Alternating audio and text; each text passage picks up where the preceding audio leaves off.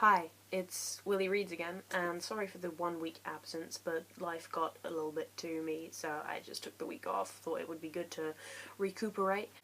So today I'm going to be doing the Nintendo book tag, and there are 12 questions in this tag, and it's mostly about books, but there's one special question at the end, so yeah, let's go.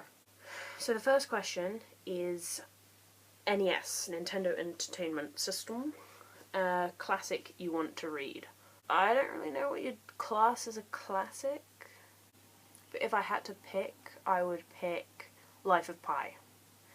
I haven't read it yet, and I consider it a classic, like a modern classic, you know? But yeah, Life of Pi. Number 2 is Super Nintendo, a sequel you liked more than the first. That would be Eclipse in the Twilight series. Yeah.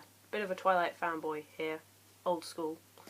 I read it for the first time 5 years ago, so I was 10 when I read it, which is kind of young. So I'd go with Eclipse just because I like the fast pace, and my favourite backstory in the whole series is basically Jasper's, because it's just really cool. Number 3, a book that revolutionised the way you look at the world. That would be It's Kind of a Funny Story. Although very dark and possibly kind of setting off a lot of things, it really made me look at the world in a different light and realise that the thing that I'm doing now doesn't mean that I will necessarily be doing it forever. And that kind of kept me going for quite a bit, and it basically saved my life. Question 4 is GameCube, a popular book that did not go over so well with you. That would be the Divergent series.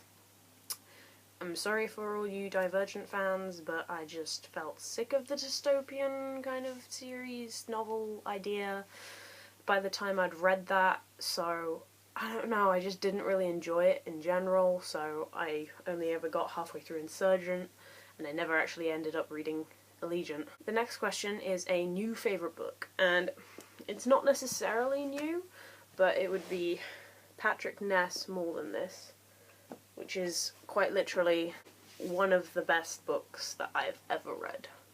I read his previous series of Chaos Walking, and I absolutely loved that, and I'm hoping to get a copy of his new book. More Than This kind of like messed with my mind a little bit and made me think about like whether this reality is really our reality or whatever. It was really confusing, but I'd definitely recommend that.